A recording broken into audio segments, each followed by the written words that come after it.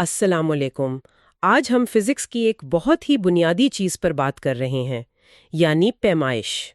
اور ظاہر ہے پیمائش کا ذکر ہو تو اکائیوں یعنی یونٹس کے بغیر تو بات ہی نہیں ہو سکتی۔ جی بالکل، اور خاص طور پر ایف ایس سی کے 11ویں اور 12ویں کے طلباء کے لیے یہ سمجھنا، یعنی بین الاقوامی نظام عقائیات ایس آئی سسٹم کو سمجھنا بہت ہی ضروری ہے۔ اچھا، تو یہ معیاری اکائیاں اتنی اہم کیوں ہیں؟ دیکھیے، اگر معیاری اکائیاں نہ ہوں تو سائنس میں ہم آہنگی کیسے آئے گی؟ سوچیں، اگر ہر کوئی اپنی مرضی کی اکائی استعمال کرے، کوئی کہے یہ فاصلہ 10 قدم ہے، کوئی کہے 5 ہاتھ۔ تو پھر تو کوئی موازنہ ہی نہیں ہو سکتا۔ بالکل، نہ آپ نتائج دوسروں کو بتا سکتے ہیں نہ سمجھ سکتے ہیں۔ تو ایسائی سسٹم آپ کہہ لیں سائنس کی ایک عالمی زبان ہے، سب کے لیے ایک جیسی۔ ٹھیک، تو اس گفتگو کا مقصد یہی ہے کہ ہم ایسائی نظام کی جو بنیادی اور پھر جو ماخوذ اکائیاں ہیں ان کو سمجھیں۔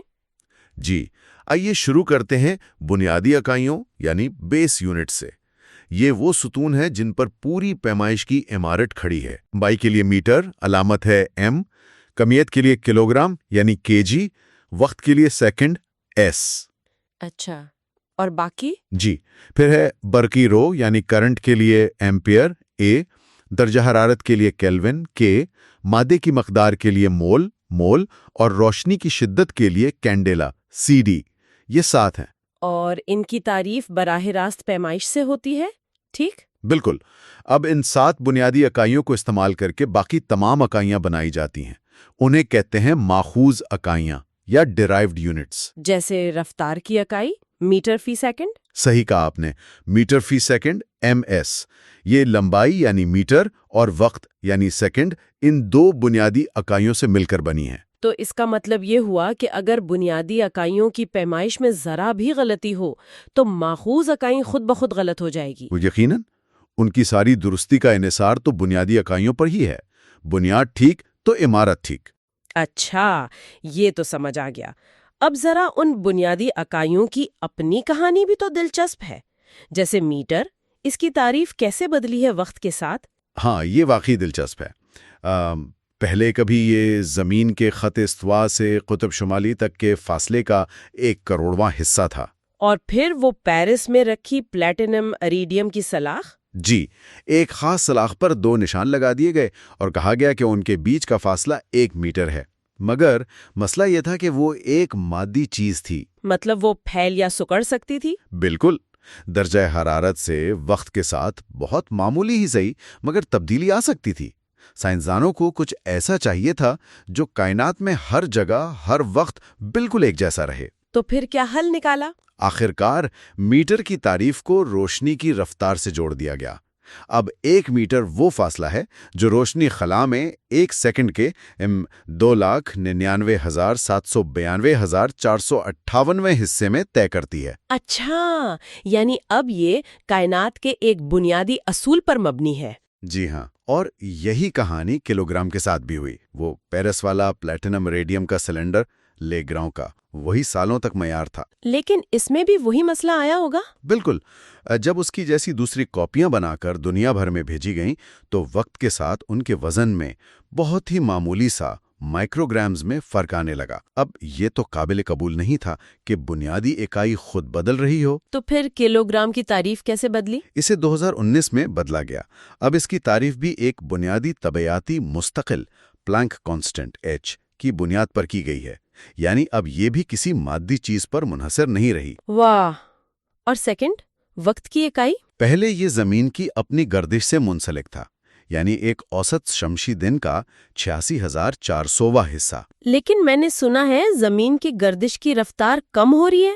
جی بالکل، بہت آہستہ مگر ہو رہی ہے، مطلب دن کی لمبائی بدل رہی ہے، تو یہ تعریف بھی مستقل نہیں رہی۔ تو اس کا حل ایٹم میں ملا؟ 33 ایٹم کی ایک خاص توانائی کی سطحوں کے درمیان جو تابکاری نکلتی ہے، اس کی 9,19,26,31,770 تھرتھراہٹوں وائبریشنز کے دورانیے سے کی جاتی ہے۔ یعنی ایٹمی گھڑیاں اسی اصول پر چلتی ہیں؟ جی، اسی لیے وہ ناقابل یقین حد تک درست ہوتی ہیں۔ اسی طرح ایمپیئر اور کیلوین کی تعریفیں بھی اب بنیادی کانسٹنٹ سے جڑ گئی ہیں، بنیادی چارج اور بولٹزمین کانسٹنٹ سے۔ تو گویا اب ہماری روز مرہ کی پیمائشیں کائنات کے بنیادی قوانین سے جڑی ہوئی ہیں۔ بالکل۔ اچھا، اب آتے ہیں ان سابقوں یعنی پریفکسز کی طرف۔ فزکس میں تو بہت ہی چھوٹی اور بہت ہی بڑی مقداروں سے واسطہ پڑتا ہے۔ جی ہاں، ایٹم کے نیوکلیس سے لے کر کہکشاؤں تک اتنے سارے صفر لگانا تو ممکن نہیں، اسی لیے یہ سابق استعمال ہوتے ہیں۔ یہ سب 10 کی طاقتوں پر مبنی ہے۔ جیسے کلو کا مطلب 1000 گنا یعنی 10 کی طاقت 3۔ بالکل، اور ملی کا مطلب 1000واں حصہ، 10 کی طاقت -3، مائکرو یعنی 10 کی طاقت -6، نینو 10 کی طاقت -9۔ اور اس سسٹم کا فائدہ یہ ہے کہ یونٹس بدلنا آسان ہے۔ بہت آسان، صرف اعشاریہ کو آگے پیچھے کرنا ہوتا ہے۔ امریکی سسٹم کی طرح نہیں کہ 12 انچ کا فٹ اور پھر 5280 فٹ کی میل، وہ سب یاد رکھنا پڑے۔ تو یہ ایسائی نظام واقعی بہت وسیع پیمانے پر کارآمد ہے۔ پروٹون کے سائز سے لے کر کائنات کے کناروں تک سب ایک ہی نظام میں ہے۔ جی، اب ذرا FSC کے طلباء کے حوالے سے بات کر لیتے ہیں۔ امتحان کی تیاری کے لیے اس موضوع میں کیا اہم ہے؟ ہاں، یہ بہت ضروری ہے۔ طلباء کو کیا چیزیں ذہن میں رکھنی چاہیے؟ دیکھیں، سب سے پہلی بات تو یہ کہ 7 بنیادی مقداریں کون سی ہیں، ان کی SI اکائیاں کیا ہیں اور ان کی علامات کیا ہیں، یہ تو لازماً یاد ہونی چاہیے، نام اور علامت دونوں۔ ٹھیک ہے۔ اور دوسرا یہ کہ بنیادی اور ماخوذ اکائیوں میں فرق کیا ہے، یہ تصور بالکل واضح ہونا چاہیے۔ اور جو تعریفیں ہم نے ڈسکس کی، میٹر، کلو گرام، سیکنڈ کی، کیا وہ پوری یاد کرنی ہے؟ نہیں، پوری تعریف لفظ بلفظ رٹنے کی ضرورت نہیں ہوتی، بس یہ بنیادی خیال پتہ ہو کہ اب میٹر روشنی کی رفتار سے، کلو گرام پلانک کانسٹنٹ سے اور سیکنڈ سیزیم ایٹم کی تھرتھراہٹ سے منسلک ہیں۔ بنیادی اصول کیا ہے، یہ سمجھنا کافی ہے۔ صحیح۔ اور سابقے پریفکسز؟ جی، جو عام استعمال ہوتے ہیں، kilo, milli, centi, micro, nano, mega, giga, ان کی قدریں یعنی 10 کی کون سی طاقت ہیں، یہ یاد ہو اور ان کو استعمال کرنا آتا ہو۔ یونٹ کنورژن کی مشق کرنی چاہیے۔ بہترین۔ تو خلاصہ یہ ہوا کہ SI یونٹس سائنس میں، خاص طور پہ فزکس میں ایک بنیادی حیثیت رکھتے ہیں۔ یہ ایک عالمی زبان ہے جو ہمیں پیمائش کرنے، نتائج بانٹنے اور ان کا موازنہ کرنے میں مدد دیتے ہیں۔ بالکل، اور آخر میں ایک سوال چھوڑے جاتا ہوں سوچنے کے لیے، کیا یہ تعریفیں جو آج ہم استعمال کر رہے ہیں ہمیشہ یہی رہیں گی؟ جیسے جیسے ہماری ٹیکنالوجی بہتر ہوگی، کیا ہم ان بنیادی مستقلات کو اور زیادہ درستی سے ناپ سکیں گے، اور کیا اس سے ان تعریفوں میں مزید تبدیلی آئے گی؟ یہ واقعی ایک دلچسپ نکتہ ہے۔ یا یہ سوچنا کہ کائنات کے وہ بنیادی اصول جو ہمیشہ سے ہیں، اب ہمارے روزمرہ کے میٹر، کلو گرام اور سیکنڈ کی بنیاد بن چکے ہیں۔ جی، یہ ظاہر کرتا ہے کہ سائنس کس طرح مسلسل ترقی کر رہی ہے اور ہماری سمجھ بہتر ہو رہی ہے۔